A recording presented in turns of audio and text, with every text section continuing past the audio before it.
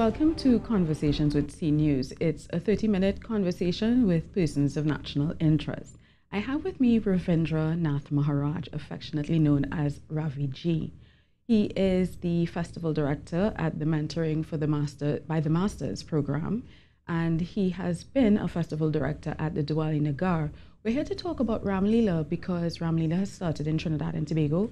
It's one of the oldest public folk plays, in the country, and it tells the story of Ram. But I think I should let Ravi Ji explain. Thank you so much for joining us, Ravi Ji. Namaskar, and thank you so much, ma'am. So talk to me about Ramleela. What does it actually mean? Okay, the word Ramleela is a compound word of Rama and Leela. Rama refers to the seventh avatar or descent of Lord Vishnu to earth to perform Leela. And Leela means that word was used for the deeds and life and stories of Rama. So any text that carries that, any reenactment or the story retelling, that is also called Leela.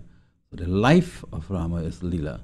And it's an interesting, the word Leela itself tries to walk a passage. So if God takes avatar on earth, does God have likes and dislikes? Does God have wants to do something for something?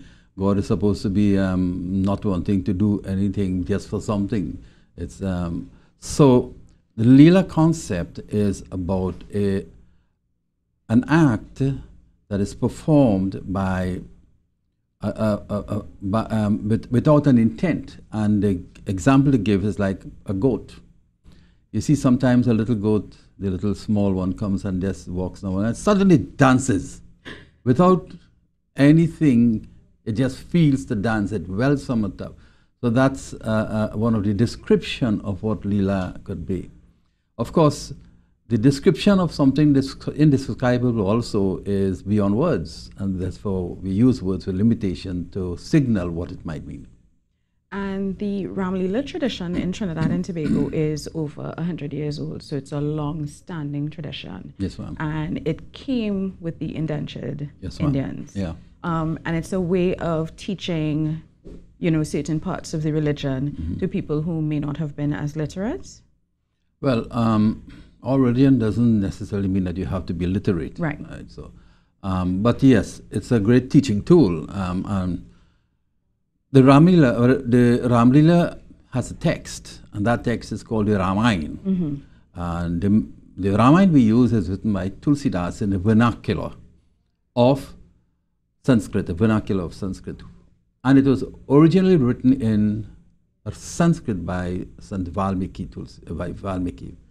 And it is not correct to say that the Tulsidas Ramayana is a translation, because it takes its own life.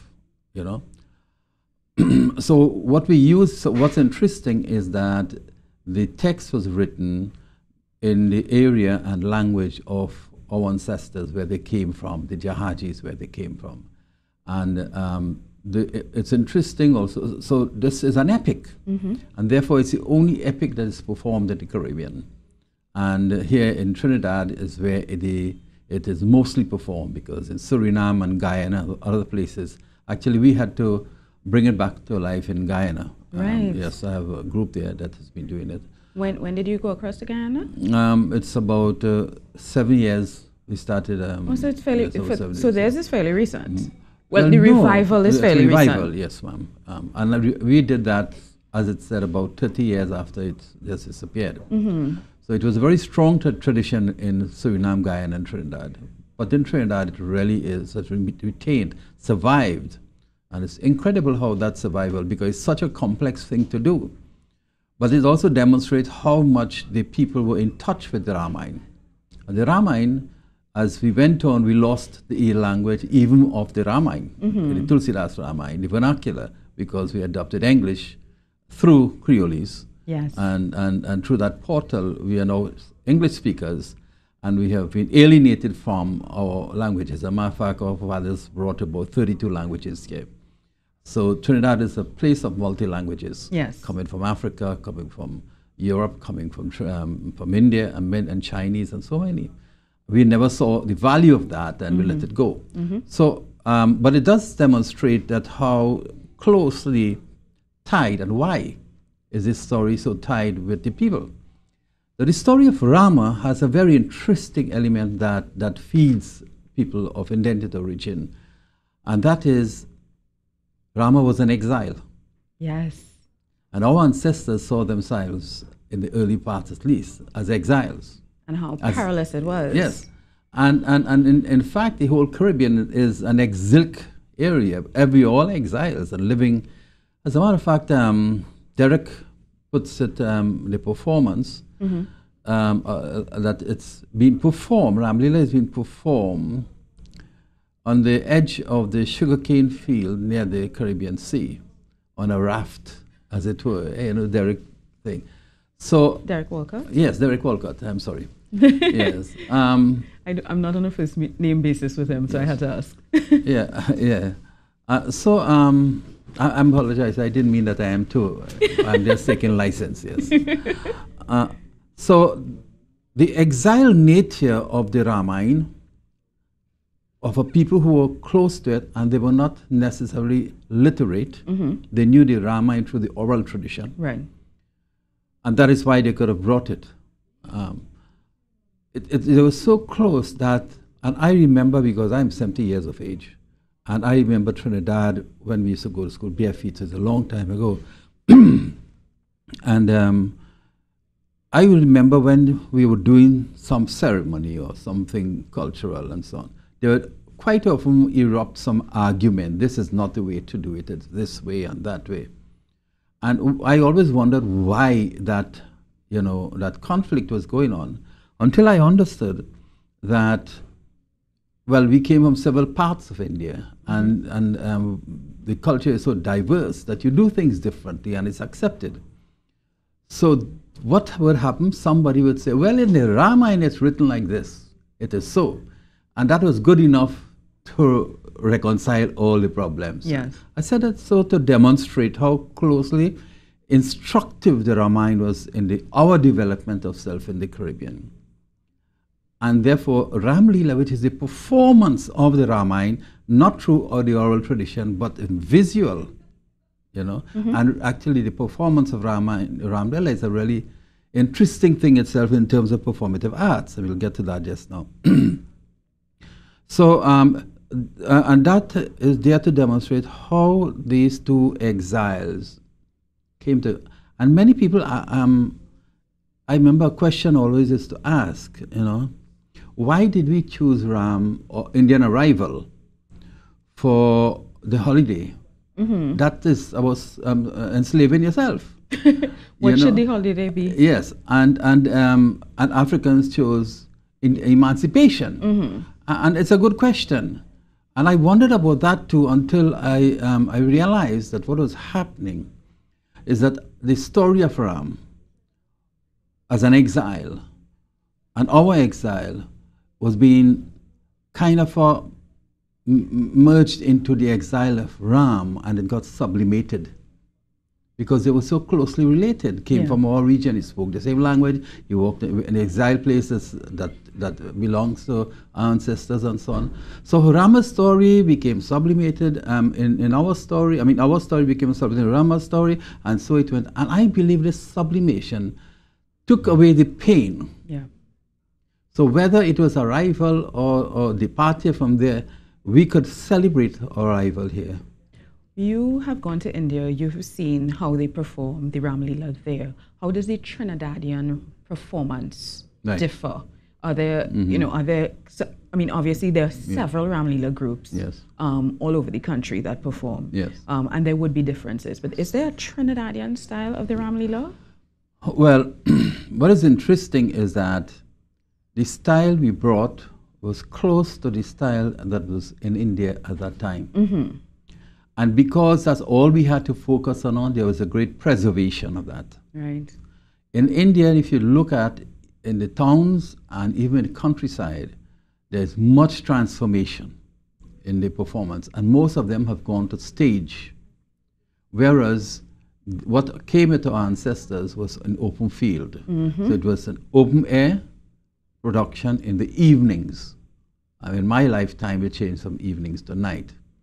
And that is that registers the transformation in the society. We want no more agrarian people working during a certain part of the day and coming in the evening and having time.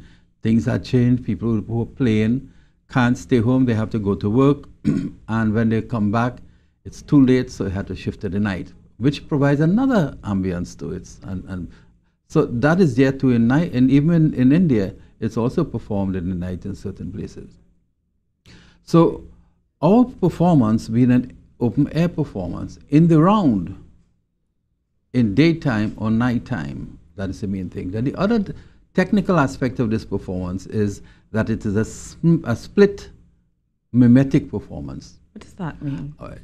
The narrator, or who speaks the word, is a person who is versed in the Ramayana, sings the Ramayana, explains the Ramayana and the story, and the actors mime the story. Here in Trinidad, the miming tradition has been lost. So the movements and the intensity has been lost.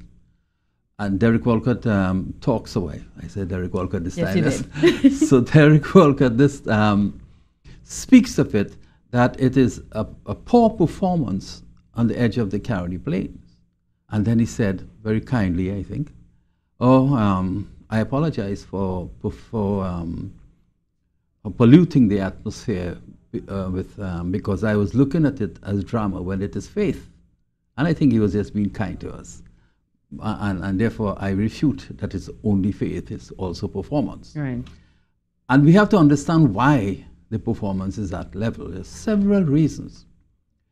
Because it is this type of performance of a text that is close to the people, there's the spectators are called darshakas. Darshakas come from a Sanskrit root, drish, to see. One who sees. Seeing is seen and seeing. Obiamanda see, and he's a seer man. Exactly. But the seer is also a sage. So the darshakas, or the spectator audience, they have to see Ram in the person who lives next door to them. Because in acting, the person who is performing is called a patra. Patra means a vessel. Right. And the character, spirit of that person must enter the performer. Right. Enter Spirit that of vessel. Ram must Yes. enter the vessel. Right. And it is up to the darshaka who is tuned in to see. So while you see a mischievous boy in the neighborhood is now playing Ram, during the performance, if you are tuned in, you see Ram. So the onus is very much on the audience as well. As to well. see Yes, yes. the truth Yes, yes. in the performance. Yes. And this brings us with the idea that when Mr. Walcott talks about a poor performance, and he sees it's a drama, and it's faith, which he's right also about. So the culture, it is mean, I am saying this performance, but what happened is since the traditions of performance has been dried up amongst us, and we don't have the finesse of that performance. We've lost it, so it impoverishes the performance there. For example, in the performance, you'll see a person maybe walking like Ram, but he's walking like a Caribbean person. I'm just dramatizing what it is, because I have some young boys when they walk, and they have the bonks and there's the bonks, yes, and all of that, and you see Ram do that. So there is what was in this place, this as exotic thing has been indigenized and is hardly an exotic now. It's a very interesting thing happening to the performance. And if you notice, as Ms. Ruben was talking about last night off stage, she was talking about when an epic goes into some other space, it adopts and adapts with itself. So all these things are the processes that is happening. and we would find that there is a great amount of indigenization within the cultural space of the Ramleela. You are one of the mentors in the Mentoring by the Masters program, and we got to see some of your students perform of a very particular part of the Ramleela, the Jahaji Ram, the exiling. Right. You were explaining to me earlier that Jahaji is a Trinidadian word? Yes. Jahaj is a word that means a vessel that sails. Okay. Right? And so it's a boat. You remember Marvin sang Jahaji Bai. Yes, Jahaji Bai. So that Jahaji is a word that was used by people who traveled on the same boat and sometimes extended to a few generations after and when they came. So Jahaji is a word now that's been used to mean people who are descended from indentured laborers in Trinidad. Like in Fiji, it's called the word Girmitya instead of Jahaji, those who were bonded. Like Bonkuli, when we were small, it's like Bonkuli, it's bonded coolies. So that Jahaji refers to people who have been, their ancestors were indentured laborers. And therefore, our Rama that has come to Trinidad, we see Rama, and then through the whole idea that made us adopt Rama over all the different avatars and claim Rama so much.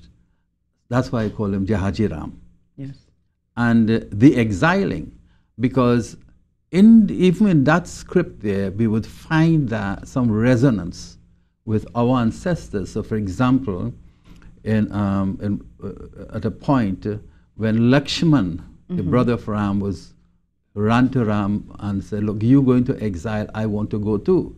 He said, I heard that you're going to cross the Kalapani.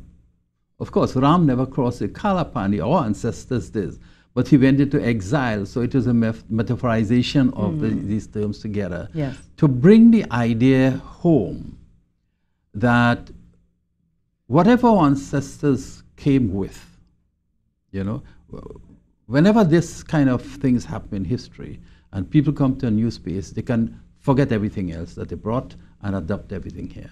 Or they can never adopt anything here and adapt to anything here and only want to have the original pure. This is why I use the word Jahaji Ram, that I believe that we have come with ingredients that we must never lose. Here has its graces and its values that we must never lose. And we must bring these together in the creation of our people. And so the reenactment of the Ramayana of Ramleela, even the word Ramleela, by the way, is a vernacularized word of Ramleela. And this is why I used to use this word here, because my ancestors here uttered this word. Right. It could never, and many people are very unhappy about that. Why am I using this vernacular when we should use the original? I said, well, our ancestors do it. So, well, you're going backwards. Actually, going backwards is using the word Ramleela, because that is further backwards. So it is a slight little complaint. But so there is a sense in why we use the vernacular. Interesting, the Ramayana of Tulsidas that we reenact is the vernacular itself of the Sanskrit. We had to protest the word Ramleela when our ancestors had no problem in accepting the vernacular. So the vernacular Ramleela that we perform at the Kendra has this duality about it, that we sustain and preserve as, what is necessary for us in Trinidad, and we also bring the Caribbean feel to it. A lot, now I had mentioned the Mentoring by the Masters. A lot of the persons who performed last evening, the same Jahaji Ram that we were just talking about, were very young. Is that typically what happens? You use young people to perform the Ramleela? Well, I'm glad you asked me this question, because I wanted to tell this story. When the new millennium was coming into play, about a few years before was 1995, when Indian arrival was celebrated 150th anniversary. So we were really doing a lot of research and things. At that same time, there was this big national discourse about the breaking down of the institutions, family, neighborhood, all traditions and everything was breaking down. And it was very intense, a very intense discussion. And we at the Kendra thought, well, if this is the situation, how do we respond to this? We have an agenda, but is it fitting this challenge we have? So we thought about it for a while, and we decided that we'll have to stop working as our main target, the elders. And we realized we can't work with adults and parents because they're busy fighting in the traffic jam, can't reach home, hardly home. We also realized we couldn't work with youths because they were very, very distracted, would not sit down in classes, and we were having problems with that. We decided we were going back to children. So that's one. Now, when we were having classes before, we found it very difficult for children because parents didn't want to bring them in class. And they couldn't stay for an hour. But when we organizing what to do, I spoke with Geeta ji, who is now the head. Said, look, when I was small and we used to play Ramleela, children would gravitate. They didn't want to run home. So let's play with Ramleela. And the thing is, we got a real gift there because we didn't realize how much parents want to see their children perform. We were not sure, we didn't know how much children love to perform. Yeah. So we got these two things. Now the children stay from 9 to 5. Parents come hooting the horns and they don't want to come out. You understand? Because they're having too much fun learning and performing. And after a few years, they stop hooting the horn because they're now seeing what's happening to the children. So we have a real good gift there. And so we adopted a 30-year project. And we are now in the 13th year. So we started with children 5 years, and we have within the class with about 15, 16 years. When they get around that age, they start to intern as teachers, so that we start to bring teachers. Because I'm 70, I'm going to drop down in 2-3 years from now. But hopefully not. Yes, and they also, that whole project in the village for 6 days is almost 80% managed by the children. They write their own script too. They do the rehearsals in charge of. All I sit down on a couch and I shout. When I think I see deviant and thing, I shout. I don't want to go in the midst of them. Let my voice reach them if it could. So they are managing. They sort of the 3rd year right now. They are doing all the management. They are also learning by training. Then I come back and clean up. So that's one thing. But we have a course called the Heritage Vacation course, which this is at your group, right? Yes, yeah. So these same children. Okay. So we can't use the children. We can't get them in evenings. Right. We can't get them on weekends. We could only get the children on holidays. Right. So utilize your holidays. All holidays are utilized, and all long weekends. Right.